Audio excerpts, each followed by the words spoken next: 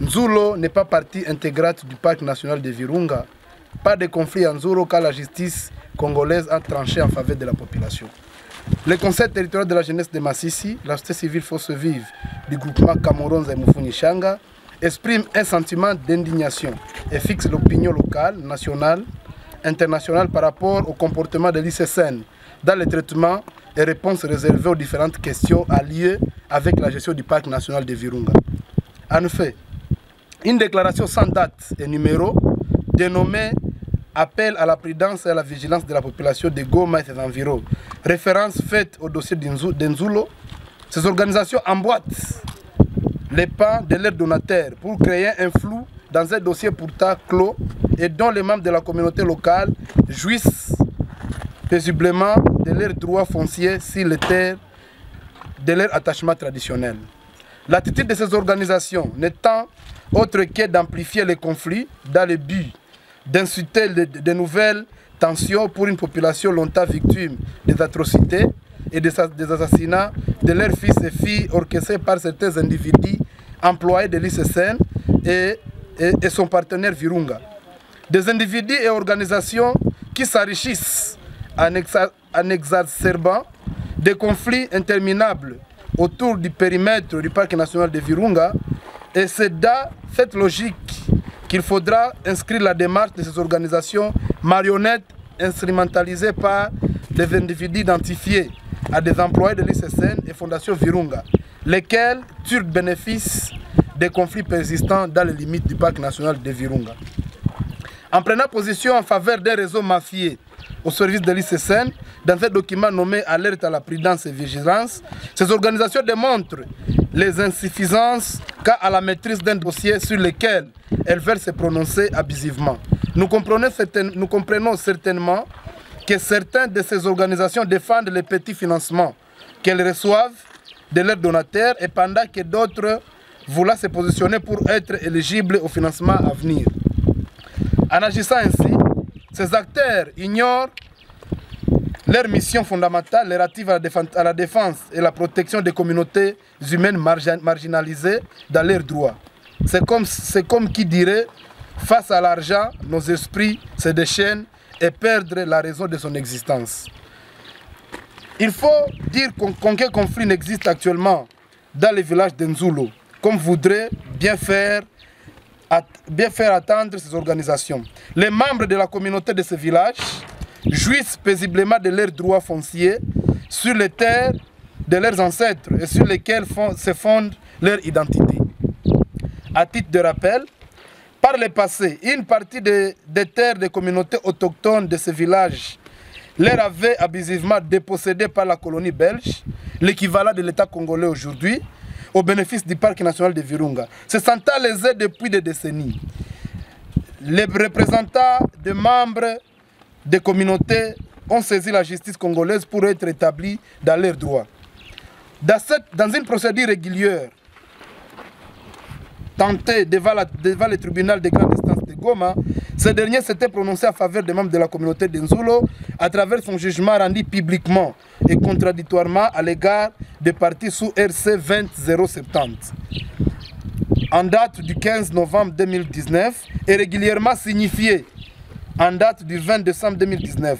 De cette décision de la justice devenue définitive et exécutoire, la partie défenderesse, la République démocratique du Congo, s'était exécutée volontairement en facilitant par le biais de ses services habilités l'installation et l'occupation effective par les membres de la communauté autochtone d'Nzulo, des terres qui leur sont revenues de droit. Un procès verbal attestant l'exécution volontaire de la République démocratique du Congo a été dressé par le huissier du TGI Goma en date du 23 février 2022. À ce stade, le prétendu conflit d'Nzulo était clos. De toutes les procédures dilatoires tentées par l'ICSN à travers son réseau interne mafieux, ce dernier se verra débouté et aucune suite favorable ne sera réservée à leurs demandes. De Kinshasa à passer par la province du Nord Kivu, toutes les démarches obscures de cette institution seront néanties par les autorités congolaises respectueuses des décisions de justice. Désespérément, les mêmes réseaux mafieux au sein de l'ICSN va se retrouver devant la cour d'appel de Tanganyika en qualité d'une tierce opposition car n'étant pas partie à la procédure définitive close au niveau du TGI Goma. Le même réseau tentera ensuite d'influencer la décision de cet instance judiciaire mais sans succès.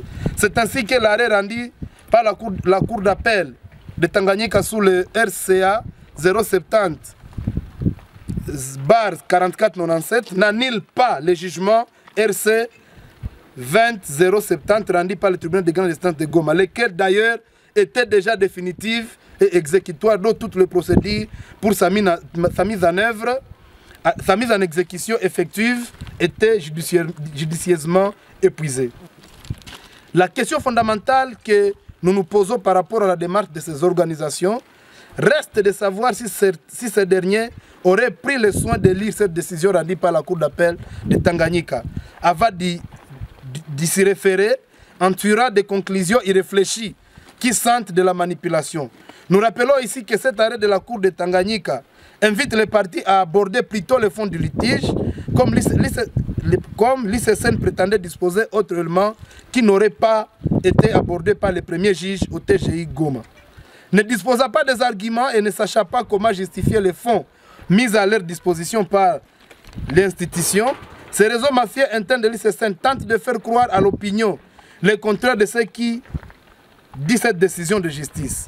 La récente décision prononcée par la Cour d'appel sous RC 006 en faveur de la population d'Enzuro ayant dit nul et sans effet la décision RCA 074/44 093 de la même Cour maladroitement vantée par ces réseaux mafieux de l'ICSN. C'est d'ailleurs dans cette intention de taire la vérité que ces mêmes individus, on sait de l'ICSN, vont intentionner induire en erreur le gouverneur Constant Ndima en le poussant à prendre une décision tendant à suspendre légalement les travaux sur les terres des membres de la communauté par l'arrêté provincial numéro 01/264/CAB/GP/NK 2022 du 15 septembre 2022. À des bons citoyens honnêtes et civilisés, les représentants des communautés de la communauté autochtone d'Enzulo vont saisir les instances habilitées pour obtenir l'annulation de la dite décision du gouverneur. C'est par ce souci que la justice, c'est par ce souci de la justice que les représentants de cette population vont saisir en premier lieu la section administrative de la Cour d'appel du Nord Kivu et en second lieu le Conseil d'État. Ce dernier va rendre une décision annulant l'arrêté du gouverneur par son ordonnance sous son ordonnance RORA, donc RORA 047 du 27 novembre 2023 et publié au journal officiel. Ce faisant, les membres de la communauté d'Enzulo vont poursuivre avec la jouissance paisible de leurs terres et cela à de bons citoyens. Nous rappelons en plus, peu avant, les familles autochtones détentrices des droits fonciers coutumiers sur ces terres avaient dressé un mémorandum au premier citoyen du pays, son Excellence Monsieur le Président de la République, en date du 30 juin 2023. Et pour justifier cette manipulation de ces organisations par ces réseaux mafieux, on sait dire l'ICSN, la même période de l'écriture de ces documents d'alerte, M. Emmanuel Demerode, directeur provincial et chef de suite du Parc national de Virunga, va signer une correspondance en date du 22 janvier 2023. En faisant la lecture de ces deux documents, vous constaterez qu'il s'agit de deux documents rédigés par les mêmes auteurs avec le même style et contenu. C'est pour ces multiples raisons que nous alertons sur les comportements de ces raisons qui se déguisent les uns à des organisations de la société civile et les autres à des employés véreux de l'ICSN ou de son partenaire Fondation Virunga. C'est ici l'occasion de solliciter l'implication des autorités de veiller à ce que les membres de la communauté autochtone d'Enzulo jouissent paisiblement de leurs terres ancestrales. Ainsi fait Enzulo le 4 mars 2024.